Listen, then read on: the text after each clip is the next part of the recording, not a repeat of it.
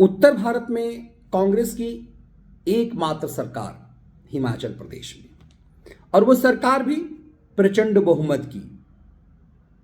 68 में 40 एमएलए कांग्रेस के, और आसानी से कह सकते हैं कि वहां पर राज्यसभा का उम्मीदवार कांग्रेस को चुनना चाहिए था।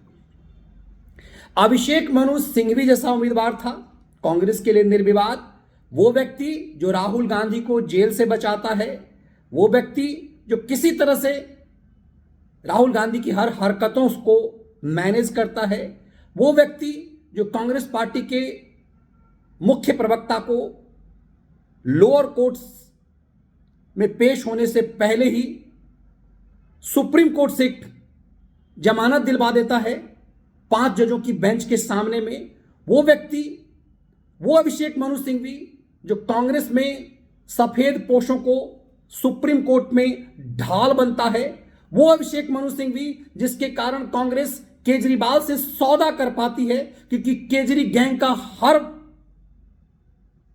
अंडर ट्रायल एक्यूज, जो चाहे वो मनीष सिसोदिया हो जो साल भर से जेल में है, चाहे वो सत्येंद्र जैन हो जो 1.5 साल से जेल में है, चाहे वो ईडी को पेशाब कराने की धमकी देने वाला वो संजय सिंह है, वो लंबे समय से जेल में है, केजरीवाल जेल जाने वाला है, उस सब का वकील अभिषेक मनु सिंघवी। यह अभिषेक मनु सिंघवी है जिसके कारण कांग्रेस ने केजरीवाल से बड़ा सौदा किया कि यदि तुम्हें जेल से बचना है तो हमारे पास अभिषेक मनु सिंघवी है। उस अभिषेक मनु सिंघवी को भी कांग्रेस राज्यसभा नहीं भेज पाई, उस राज्य से जिस राज्य में कांग्रेस की अपनी सरकार थी। और ये भाई साहब भारत जोड़ो यात्रा पर निकले हुए हैं। ये भारत जोड़ो निकले हैं, लेकिन जिस राज्य में अपनी सरकार है उस राज्य में अपने एमएलए को नहीं जोड़ पाए। ये राहुल गांधी कांग्रेस को किस गत में ला देंगे, इसकी बानगी है हिमाचल प्रदेश। हर्ष महाजन वहां से बीजेपी से उम्मीदवार थे और वो जीत गए। जीतने के कोई चांस इसलिए नहीं थे कि 40 एमएलए कांग्रेस के पास थे और मात्र 34 की जरूरत थी, और वो 35, मतलब उनके 7 एमएलए ने क्रॉस वोटिंग कर दी। सोचिए, अब इनका ईवीएम से लेके तमाम चीजें फेल हो गई है। महत्वपूर्ण यह है कि अभिषेक मनु सिंघवी का हार जाना, वो अभिषेक मनु सिंघवी जो गारंटी है कांग्रेस के लिए, कांग्रेस के सफेद पोशों को जेल जाने से बचाने की। अभिषेक मनु सिंघवी का क्या इतिहास है, मायने ये नहीं है कि कैसे वो जज बनाते थे महिला वकीलों का, उनका वीडियो क्या है। लेकिन हिमाचल प्रदेश के जो मुख्यमंत्री हैं, क्या अभिषेक मनु सिंघवी के चयन से संतुष्ट थे कि उन्हें हिमाचल से ही लड़वाया जाए? अंदरूनी खींचतान क्या कुछ चल रहा था, यह अलग बात है। लेकिन सोचिए, जिस राज्य में सरकार कांग्रेस की, मुख्यमंत्री कांग्रेस का, सिस्टम कांग्रेस का, वहां पर भी कांग्रेस अपने उम्मीदवार नहीं जितवा पाई।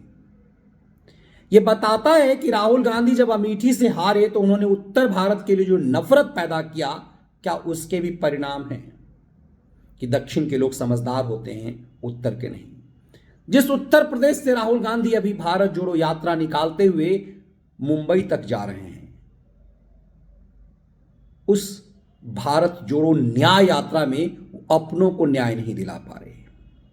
ये कांग्रेस और उसके खैरात पर पलने वाले लोग 2024 में जीत की बड़ी कल्पना कर रहे हैं।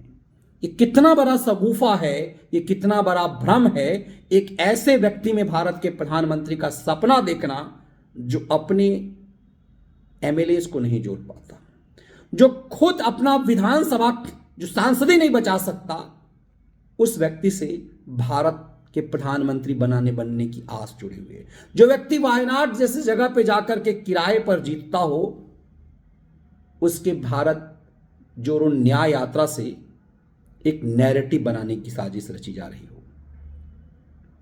इस देश में नैरेटिव बनाने वाले राहुल गांधी को झाड़ पर चढ़ाकर उनके पूरे पॉलिटिकल करियर को बर्बाद कर भारत से विपक्ष नामक चीज को समाप्त करने वाले ये नैरेटिव गढ़ने वालों को भी सोचना चाहिए एक बार कि वो क्या कर रहे हैं, किस भ्रमजाल में हैं।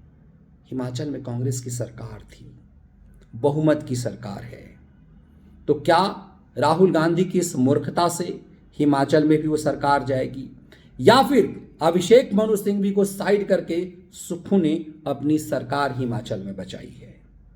कांग्रेस के लिए एक बड़ा सबक है, लेकिन जैसा कि है कि कांग्रेस कोई सबक लेने को तैयार नहीं है, क्योंकि कांग्रेस पार्टी को ए.के. एंटनी की कमेटी ने यह संदेश दिया था कि हिंदू विरोधी छवि बन गई है कांग्रेस की। जब 2014 में कांग्रेस चुनाव हारी, बीजेपी की सरकार बनी, तो एक एंटनी कमेटी बनाई गई है जानने के लिए हमारी हार क्यों हुई। एंटनी कमेटी ने बताया कि देश भर में कांग्रेस की छवि हिंदू विरोधी हो गई है। कांग्रेस आज तक उसे सुधारने के बदले हिंदुओं से नफरत में लग गई। इसलिए हिमाचल में इस हार से भी कांग्रेस कुछ सीख पाएगी, इसकी संभावना कतई दिखाई नहीं दे रही है।